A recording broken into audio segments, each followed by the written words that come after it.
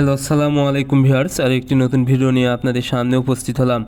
আজকের ভিডিওতে মূলত আমি আলোচনা করব আপনারা যারা বাসা বাড়িতে দেশি মুরগি পালন করে থাকেন, এই দেশি মুরগির যদি সর্দি কাশি বা ঠান্ডাজনিত সমস্যা, ঘর ঘর শব্দ বা হচ্ছে হা করে নিঃশ্বাস নেওয়া, এই ধরনের সমস্যা থেকে রক্ষা করতে প্রাকৃতিকভাবে কী করণীয়, অর্থাৎ কোনো ওষুধ ছাড়াই কীভাবে মুরগিকে সুস্থ রাখা যাবে।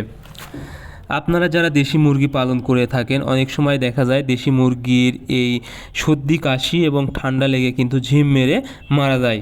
তাছাড়া দেখা যায় ঘর ঘর শব্দ করে, কাশি দেয় এবং অনেক সময় হা করে নিঃশ্বাস নেয় এবং ঠান্ডার কারণে পাখনা ঝুলে গিয়ে কিন্তু মুরগির বাচ্চা মারা যায়।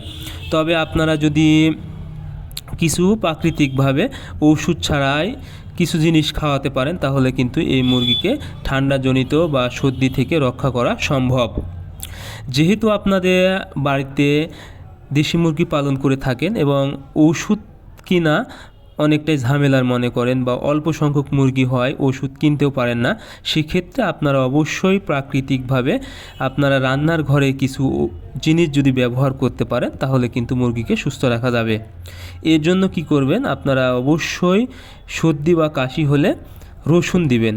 রসুন হচ্ছে মুরগির জন্য অনেক ভালো কিন্তু একটি প্রাকৃতিক ওষুধ হিসেবে কাজ করবে। এটি মূলত মুরগির সর্দি বা ঠান্ডাজনিত যে কোনো সমস্যা একদম ভালো করে দিবে। তাছাড়া মুরগির শরীরে অ্যান্টিভাইরাল তৈরি করবে, যা রোগ প্রতিরোধ ক্ষমতা বৃদ্ধি করবে এবং যে কোনো ধরনের ভাইরাস বা ব্যাকটেরিয়া থেকে মুরগিকে রক্ষা করবে। ঠান্ডাজনিত ছাড়াও কিন্তু বিভিন্ন ধরনের মারাত্মক রোগ থেকেও মুরগিকে রক্ষা করবে। এরপরে আপনারা ব্যবহার করবেন আদার রস।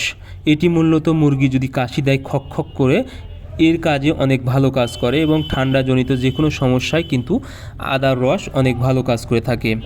এরপরে যে ওষুধটা আপনারা ব্যবহার করবেন সেটা হলো কালো জিরা।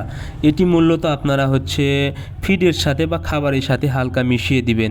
এই কালো জিরা কিন্তু মুরগির সর্দির জন্য বা ঠান্ডাজনিত যে কোনো সমস্যার জন্য মহা ঔষধ হিসেবে ব্যবহার করা হয়। সো আপনারা যখনই আপনাদের মুরগির ঠান্ডা, ঘর ঘর শব্দ বা ঠান্ডাজনিত যে কোনো সমস্যা, কাশি, এই ধরনের সমস্যা হলে আমি যে ওষুধগুলো অর্থাৎ প্রাকৃতিক যেই উপাদানগুলোর নাম বললাম, আপনারা যদি ঠিকমতো খাওয়াতে পারেন, আশা করি আপনাদের মুরগি একদম সুস্থ হয়ে যাবে। ধন্যবাদ সবাইকে।